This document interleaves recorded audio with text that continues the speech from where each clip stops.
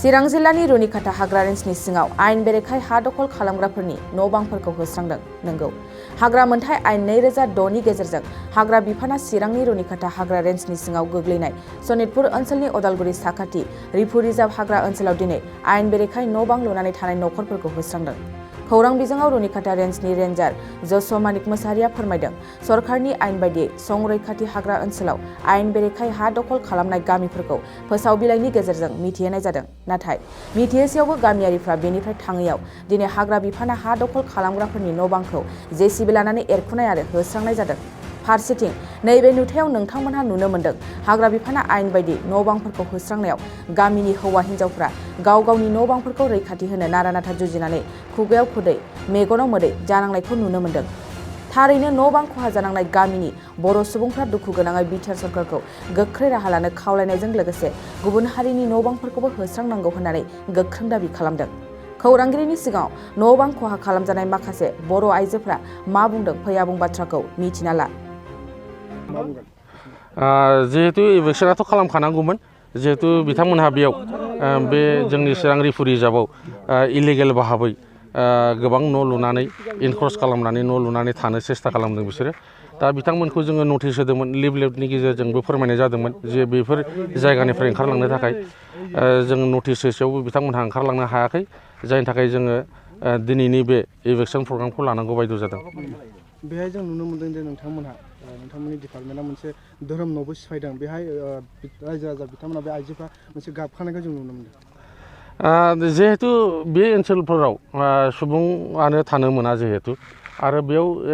गिर्जा थागोन, मन्दिर थागोन, बेफोरबो जिहेतु सुबुंजों सोमोन्दो थानाय जिनिस, बेफोरखौबो जों सिफायलांनांगौ जादों। जोंहाबो सेन्टिमेन्ट दं धोरोमनि फारसे,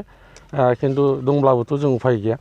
जिहेतु सरकारनि निर्देश जों गासिबो बेखौ सिफायलांनांगौ जायो। मा मा जायगाखौ खालामदों? दिनैहाय जोङो उदालगुरिनिफ्राय सुरु खालामदों, आप टु गोबोरखिसिम जों जेसेबां हायो बेखौ जों खालामलांनो सेस्था खालामगोन। जों मिथिनो मोननायाव बे जायगायाव थाफैनाय मानसिफ्रा माखासे हाजो जायो हाखौ खुरखानायजों गोबां खस्थ'नि दारै बेवहाय थाफैदों जों खोनानो मोनदों। दा मोजां सोंनाय, मोजां सोंदों नोंथाङा जे नंगौ, जोंनि सोंनायनि गेजेरावबो बिथांमोनहा सोरबा सोरबा बुंदों जों लेन्डलेस मानसि आरो सोरबाया लेन्डलेस नङा। दा बिनि गेजेराव जों सार्भे खालामनानै मोनदों, नंगौ बिथांमोनहा हयथ' बिथांमोनहा माखासे जायफोर दिखियाजुलि आरो नागालेण्ड बेफोर ओनसोलनिफ्राय फैदों, बिथांमोनहा हयथ' हा गैयाबो जानो हागौ। दा माखासे नैबे जोंनि जायगानिफ्रायनो रुनिकाटा, बेंटल, बालाजार बे ओनसोलनिफ्रायनो माखासे सुबुंफ्रा बेयाव हा लाफैनायखौ जों नुनो मोन्दों। जिहेतु बिथांमोनहा स्थायि भाबै हा हु दंखायो, रायजो जाखानाय बैफोर गामिफ्रावनो, रेभिनिउ गामिफ्रावनो, खिन्थु बिसोरो बेयाव आरो गावसिनि लबनि थाखाय गोदानै आरो हा दानफैबावनानै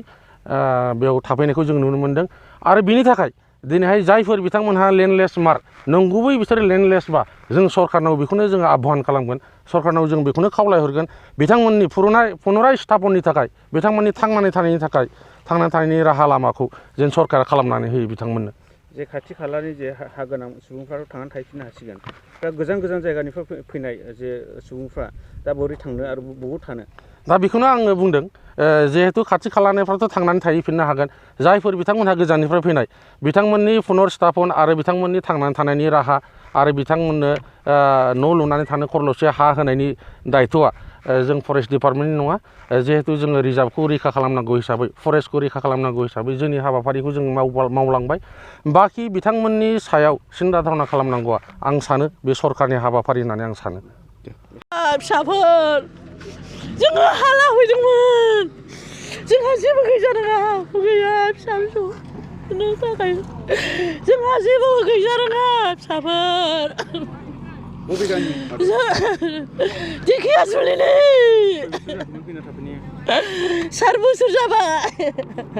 सिगाङाव बेबायदि ओहो, एसेथ' खोन्थाखानाय जादोंमोन जेनेबा न' सिफायगोन होननानै।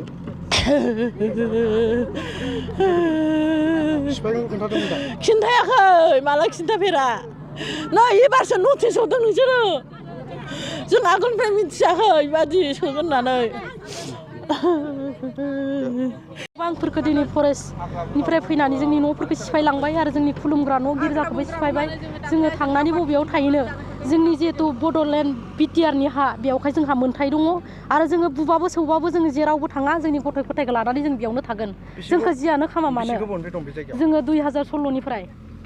जोङो न'फोर लुनानै थानो हायाखैमोन इदिनो फिसा फिसा बादा लुनानै दङमोन दायो जोङो जि एसे हाजिरा खामला मावनानै जों तिलपारफोर खानानै थाबाय बेखौ दिनै फरेस्टफ्रा फैनानै जोंनि न'फोरखौ संहार खालामदो आरो बिजों लोगोसे जोंनि खुलुमग्रा न'फोरखौबो सिफायदो जों बेयावहाय गोबां दुखु मोनदो आरो जोंनियाव सिन्था बेबायदि दुखुआ फैदो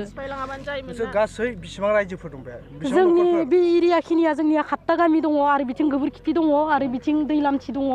जोंनि गामिया बेखिनियानो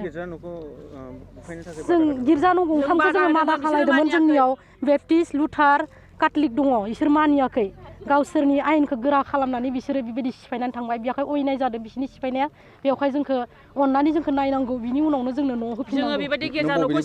जोङो मासबाद जिंगाबिलनिफ्राय आङो न' सिफायगोन होननानै खिथादों होमबाबो जों बबेयाव थानानै थांनो जों थांनो हाया जों बेयावनो थानानै जों थागोन काथलिक जिराय बियो आरो जोंनि बेप्टिस्ट आरो लुथार दंबावो गथ' गथाय 3 दङ आंहा सासे फिसाला 2 फिसाजो आं बेबायदि गैयिनि थाखायनो बेबायदि माबायाव राजस्थानाव बे मावरिया स्कुलाव आं दोनहैयो सासेखौ 9 मोनबाय दायो क्लास 9 न'खराव हा हु दंना गैया न'खराव सिगाङो जोंहा हा हु दङमोन ओमफ्राय जिंगाबिलावहाय दै होखाजोबनानै जों रिलिफ जानानै ओमफ्राय दायो फैबाय मिसा होनदोंबा नोंसोर नाय जिंगाबिल मासबाद फाग्ला दैया होखारदो जोंखौ दाबो रिलिफावनो दङ खायसे जोंनि न'खौ गासिबो दंस' खालामजोब्बाय जोंनि आबाद खेथि गासिबो आरो जोंनि गिर्जा न'खौबो दिनै सिफायबाय जोङो बादा होदोंमोन मानियाखै सरकार लेभेलनिफ्राय फैनानै दिनै जोंखौहाय बेबायदि गोदाव सोराव खालामबाय जोंनो बे हाखौ नांगौ जोङो जोंनि बिटिआरनि प्रमद बर' बिथां सारनियाव जोङो खावलायहरो जोङो बिनिफ्राय माब्लाबाबो ओंखारलांनाय नङा जोंनि जिउखौ जोङो दान होगोन सरकारनि मानसिया जोंखौ गावथारलाङो ना बुथारलाङो सिथारलांब्लाबो जों बे हानिफ्राय माब्लाबो ओंखारलांनाय नङा आरो दिनै जोंखौ इभेकसन खालामदोंबा बै गुबुन जाथिफोरखौबो खालामनांगोन बिसोरखौ खालामाबा जोंनो माबा मोनसे खालामहैनाय जागोन बिनि थाखाय जों एक्सन लागोन जुदि जोंखौल' इभेकसन खालामनानै बे सावथालफोरखौ खालामाबा जों माब्लाबाबो जिरायनानै थानाय नङा आरो बे हानिफ्राय जों माब्लाबाबो ओंखारनाय नङा आरो जोंनो बे हाखौ नांगौ जों बबे जायगायाव थांनानै संसार जाहैनो जोंहा फिसा फिसौ दं बिसोरखौ फोरोंलांनाय फेदेरलांनायनि जोंहा माबा मोनसे मिजिं थांखि दं मावनानै दांनानै जानायजों दिनै जोंनि हाफ्रा दैफोरजों खुरखानानै दिनै जोंनि हाया सिलिंखार जाबाय जोङो दिनै अन्थाइफोर खनबायबायनानै जानांबाय समनि गेजेराव बन फाननानै जानांबाय जों दुखुथिया बर' फिसाफोर बर'आ दिनैहाय मोनथाय दङ जे गोदोनिफ्रायनो आबै आबौनि आमोलनिफ्रायनो बर'आ ट्राइबेल हिसाबै बेबादि रिजार्भ ओनसोलाव मैहुर खालामनानै जानो हादान सिफायनानै जानो मोजां मोनग्रा बर' जाथि बेनिखायनो जोंहा मोनथाय दङखाय जोङो बे रिजार्भआव हाबदों आरो बे रिजार्भखौ जों दखल खालामदों आरो बिनिफ्राय जों ओंखारनो होननानै जों फैयाखै बेयावनि बर' फिसाफ्रा जोङो बेवहाय फैनाया 2016 मायथाइयाव जोङो फैदों जों गोरिब दुखियानि थाखाय जोङो न' बां मोजां लुनो हायाखै जों सम्पति खामायनो हायाखै मानोना जोंनि बिसायफ्रा खामला मावनानै जाहैयो समाव जोङो खामला मोनोबा जों उदालगुरिनि बे खाथिनि गामियावबो जों बेसरफोर फुहैयो समाव माइ गायनानै जों बेबादि जायो समाव साम' खांख्राइ खननानै जोङो गोजान दैयाव थांनानै बेफोरबायदि फाननानै जानानै जों जिउ खांनाय जोङो बर' हारिफोर जोंहा बर' हारिया माखासे जोंनि गेदेर गोलाव गोजौ थाखोनि बर' हारिया दिनै जोंखौ सिनायाखै जोङो जेबो सुबिदा मोनाखै बिनिखाय जों दिनै बे जायगायाव जोंनि गामियाव 2 नं खालबारियाव जोंहा ओरैनो 50टा न'खर जोंहा दङ दिनैहाय सिफायजोब्बाय ओमफ्राय जोंनि चार्चफ्रा बेबादि दङ काथलिक मोनसे दङ लुथार मोनसे दं NLC मोनसे दं मोनथाम चार्चजों जोङो बेवहाय गामि दरसे 50टानिबो एबा गहर जोंहा दङ गिर्जा न'खौ सिफायबा जों जोबोद दुखु मोनदों बेखौ जोङो धोरोमनि बिरुद्ध लांबाय नामा होननानै जोङो सानदों आरो जोङो बुङो धोरोमनि बेबादि धोरोमसालिखौ सिफायनो मोनामोन जोंनि न'खौ सिफायब्लाबो बिसोरो बेबादि खालामनो मोनामोन जों गोबां दुखु मोनदों बेनिखायनो जोङो बे हानिफ्राय ओंखारलाङा जों चेलेन्ज खालामगोन आंनि बुंनांगौआ एसेनोसै आङो उदालगुरि डिस्ट्रिक्टनिफ्राय फैदों आंनि गामिया माजुलि सेसाफानि दैजों लांजानाय आङो फिसाफ्रा आंनिया 3 दङ फिसा हिन्जाव 1 फिसा हौवा 2 बिसोरो माने आंनि सासेया गिदिरसिना हाबा जाबाय गथ' दं